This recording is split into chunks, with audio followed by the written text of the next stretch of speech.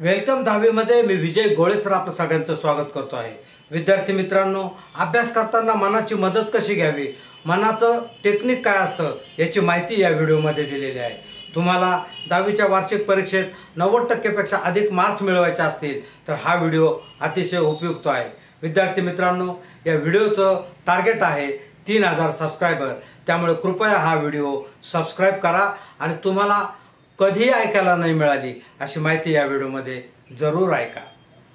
आणि म्हणूनच मी तुमच्या शाळेत येण्याचं कारणच ते आहे की तुम्हाला सगळ्यात जास्त गरज आहे आणि तुमच्याकडे मन आहे, तुमच्याकडे शक्ती आहे। तुम्ही जर ठरवलं तर तुम्हाला एवढे मार्क मिळू शकतात। आता तुम्ही म्हणाल सर तुम्ही फक्त मनाचं सांगता, तर मनाची आम्ही मदत कशी काय घ्यायची? तर मनाची मदत घेताना आपल्याला मनाचे काहीतरी 2-3 गुणधर्म असतात हे माहीत पाहिजे। पहिली गोष्ट म्हणजे आपण जे शिकतो ना, आपण सगळे जे शिकतो ते आपण काय शिकतो? शब्द आणि अंक हे शिकतो आपण। म्हणजे तुमच्या पुस्तकामध्ये काय असतात? शब्द असतात किंवा अंक असतात, त्याच्यावरून तुम्ही शिकता, बरोबर। परंतु आपल्याला जे समजतं ते शब्दांमुळे आणि अंकांमुळे समजत नाही, तर आपल्याला चित्रांमुळे समजत असतं। आपल्या प्रत्येकाचा जो मेंदू आहे त्याला चित्रांची भाषा समजत असते, शब्दांची अंकांची भाषा समजत नसते। आता जर समजा मी म्हटलं आई, आई हा शब्द उच्चारल्याबरोबर आपल्या प्रत्येकाच्या डोळ्यासमोर आईचं तुमच्या आईचं चित्र डोळ्यासमोर येतं। आई हे अक्षर दिसत नाही किंवा मदर हे अक्षर दिसत नाही। मी जर म्हटलं गाय, तर आपल्या डोळ्यापुढे गायीचं चित्र दिसतं, गाय हे अक्षर दिसत। म्हणजे आपल्या मेंदूला चित्रांची भाषा समजत असते आणि आपण अभ्यास कशाचा करतो? शब्दांचा आणि अंकांचा करतो। आपण शिकतो म्हणजे आपला मेंदू या प्रत्येक गोष्टीचं चित्रमय रूपांतर करत असतो। आणखी एक महत्त्वाची गोष्ट म्हणजे आपला जो मेंदू किंवा आपलं जे मन आहे ते आपल्याला नेहमी फसवत राहतं। आपण जे ठरवलं का त्याचे विरोध करत असतो। आता मी तुम्हाला एक सूचना देणार आहे, त्या सूचनेनुसार चित्र तुम्ही डोळ्यासमोर आणायचं नाही। मी एक आता सूचना देणार आहे, त्या सूचनेनुसार डोळ्यासमोर चित्र बिलकुल आणायचं नाही। सूचना अशी आहे, एक निळ्या रंगाचा हत्ती ज्याची सोंड पिवळ्या रंगाची आहे। एक निळ्या रंगाचा हत्ती ज्याची सोंड पिवळ्या रंगाची आहे। आता कोण आहे या वर्गात का ज्याच्या डोळ्यासमोर असं चित्र आलं नाही? निळ्या रंगाचा हत्ती, त्याची पिवळी सोंड, प्रत्येकाच्या डोळ्यासमोर ते चित्र आहे। तरी मी तुम्हाला आता सांगितलं होतं का असं चित्र डोळ्यासमोर आणू नका। तर आपलं मन हे असंच असतं। आपण ज्यावेळेस अभ्यासाला बसतो ना, समजा गणिताचं पुस्तक हातात घेतलं तर पहिला विचार आपल्या मनात येतो, गणित अवघड असतं, गणित मला जमत नाही, गणितात मला मार्क मिळत नाही, गणित मला आवडत नाही, बरोबर काय? विज्ञान घेतलं, विज्ञान खूपच किचकट असतं, खूपच बोर असतं, मला त्याच्यात मार्क मिळत नाही। इंग्लिश घेतलं, अरे बापरे विचारूच नका, इंग्लिश मला येत नाही, इंग्लिश हे खूप अवघड आहे, असा विचार आपल्या मनात पहिल्यांदा जातो। आता तुम्हीच विचार करा, तुम्हाला जर कोणी म्हटलं का नाही तुम्ही मला आवडत नाही, तुम्ही काही चांगले नाही, तर तुम्हाला ती व्यक्ती आवडेल का? नाही आवडणार। आपण असं करून प्रत्येक विषय अवघड करत असतो। खरं सांगायचं तर हे 10वीचे जे विषय आहेत ते कुठलाच विषय अवघड पण नाही आणि सोपा पण नाही, सगळे विषय सारखे आहेत। तर त्यालाच आपण प्रत्येकाने लेवल चिकटवले। 10वीची ही जी वार्षिक परीक्षा होते त्यावेळेस महाराष्ट्रामध्ये जवळजवळ 18 लाख विद्यार्थी त्या परीक्षेला बसतात आणि या 18 लाख विद्यार्थ्यांमध्ये 1000 विद्यार्थी असे असतात की ज्यांना प्रत्येक विषयामध्ये पैकीच्या पैकी मार्क मिळतात। म्हणजे तुमच्याच बरोबरचे विद्यार्थी आता सुद्धा तुमची ज्या परीक्षा होईल फेब्रुवारी 2025ला, त्यात असे काही विद्यार्थी असतील की ज्यांना पूर्ण 100% मार्क मिळाले, बरोबर। त्यांना जर तेवढे मार्क मिळतात तर आपल्याला काय मिळणार? तुम्हाला सुद्धा मिळू शकतात, तुमच्याच बरोबरचे विद्यार्थी, तुमचा त्यांचा अभ्यासक्रम सारखा आहे, तुम्हाला त्यांना सारखाही वेळ मिळालेली आहे आणि तुमचा अनुभव आहे। वर्गात सुद्धा हा विद्यार्थी शिक्षक सगळ्यांना सारखे शिकवतात, पण एका विद्यार्थ्याला जास्त मार्क मिळतात, एका विद्यार्थ्याला पास व्हायची मुश्किल होते। तर याचं कारण काय आहे? याचं कारण असं आहे की आपण त्याच्याकडे नीट लक्ष देत नाही. आपण जर व्यवस्थित लक्ष दिलं तर आपल्याला समजेल, आपल्या लक्षात राहील. आता प्रत्येकाला तुम्हाला मोबाईल पाहायला आवडतं, रील्स पाहणं आवडतं, बरोबर? बघतातच ना. तर रील्स पाहताना तुम्ही सांगा बरं, तुम्ही जर लेटेस्ट जे रील्स पाहिले 5 रील्सचे नावं सांगा बरं. 5 रील्स कोणते पाहिले? मला खात्री एकाला सुद्धा आठवणार नाही. 5 रील आपण कुठले पाहिले त्याच्यात आपण वेळ भरपूर घालवतो, पण ते आपल्या लक्षातच राहत नाही. फक्त पाहतो पटपट पटपट, काय चाललं, बरोबर का? आता हे कशामुळे होतं? हे प्रत्येकाचंच होतं, तुमचंच होतं असं नाही, सगळ्यांचं होतं. की आपले ज्या मेमरी आहे किंवा आपली जी स्मरणशक्ती याचे 2 प्रकार असतात. एक आहे शॉर्ट मेमरी आणि एक आहे लॉंग मेमरी. म्हणजे आपण जे काही प्रत्येक बघतो किंवा ऐकतो, आता समजा हे लेक्चर ऐकलं, तुम्हाला आवडलं, तर हे लेक्चर तुमचं शॉर्ट मेमरीमध्ये राहील. थोड्या वेळ तुम्हाला चांगलं वाटेल, काही दिवसांनी विसरून जा. प्रत्येक बाबतीत असं होतं. तर ही जी आपली शॉर्ट मेमरीमध्ये जी आपली गोष्ट असते ती जर तुम्ही लॉंग मेमरीमध्ये जर ठेवली तर मग तुम्हाला ते लक्षात राहतं, ते आठवतं. म्हणजे एखादी गोष्ट आहे ती रिपीट जर केली, पुन्हा पुन्हा रिव्हिजन केली, रिपीट केली, तर ती आपल्या लक्षात राहते.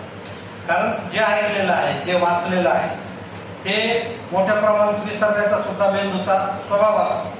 आणि ते बरोबर आहे, शॉर्ट मेमरीमध्ये जर खूप गोष्टी भरल्या तर ते चालणार नाही ना. म्हणून आपलं जे शिकलेलं आहे, आपण जो शिकलेला आहे तो भाग आपल्याला जर शॉर्ट मेमरीतून लॉंग मेमरीत नेता आला तर आपण जे एकदा जरी वाचलं तरी आपल्याला ते लक्षात राहू शकतं. आणखी एक गोष्ट म्हणजे हे जे आपलं मन असतं, या मनाला खरं आणि खोटं यातला फरक कळत नसतो. प्रत्येक गोष्ट त्याला खरी वाटत असते. त्यामुळे आपण जे जे बोलतो ते मन खरंच समजूनच वागतं आणि मग त्याचे चांगले किंवा वाईट परिणाम होतात. आता समजा या 2 मुली आहेत, त्या दोघी शेजारी राहतात आणि त्यातली ही मुलगी आहे, ही परीक्षेचे दिवस आहे, ही अभ्यास करते. रात्री ही उठली साधारण 11 वाजता, तिने पाहिलं तिच्या खोलीमध्ये लाईट लागलेला आहे. परीक्षेचे दिवस आहे, तिला माहिती आहे की अभ्यास करतात, परीक्षेच्या दिवसात कोणी झोपत. आता सकाळी भेटल्यानंतर मग तिने हिला विचारलं, काल रात्री बराच वेळा अभ्यास केला. आता काय असेल ते असो, आपल्यापैकी प्रत्येकाला मी अभ्यास केलेला आहे असं सांगायची आपल्याला लाज वाटते. आपल्याला वाटतं मी जर असं म्हटलं माझा अभ्यास झाला आहे, मी अभ्यास केला आहे, तर त्याला नजर लागेल आणि सगळा अभ्यास आपला विसरून जाईल. त्यामुळे जेव्हा तीही विचारते की काल रात्री तू बराच वेळा अभ्यास केला, तेव्हा हे काय म्हणते, नाही ग, काही अभ्यास नाही केला. काल आमच्या घरी पाहुणे आले होते किंवा TV चालू होता किंवा आणखी लाईट चालू होता, मी झोपून गेलो. म्हणजे ही खोटं बोलते. तिलाही माहिती आहे परीक्षेचे दिवस काही कोणी झोपत नाही, पण ही म्हणते की माझा अभ्यास झाला नाही, मी अभ्यास केला नाही. त्यावेळेस तिच्या मेंदूला अशी सूचना जाते की हिने समजा 2 तास अभ्यास केलेला, 2 तास अभ्यास केला आणि ही काय म्हणते की माझा अभ्यास झाला नाही, मी अभ्यास केला नाही. मग त्या मेंदूला असं वाटतं की या मुलीने जो 2 तास अभ्यास केलेला आहे तो तिच्या दृष्टीने काही उपयोगाचा नाही. मग आपल्या मेंदूमध्ये प्रत्येक विषयासाठी कप्पे असतात वेगवेगळे.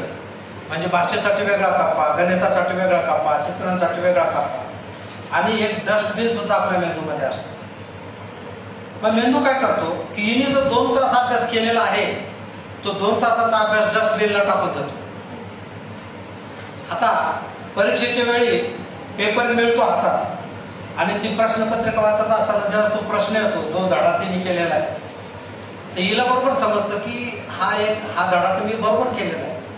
एक दिवशी मी जो 2 तास रात्री जागून हा धडा केलेला आहे.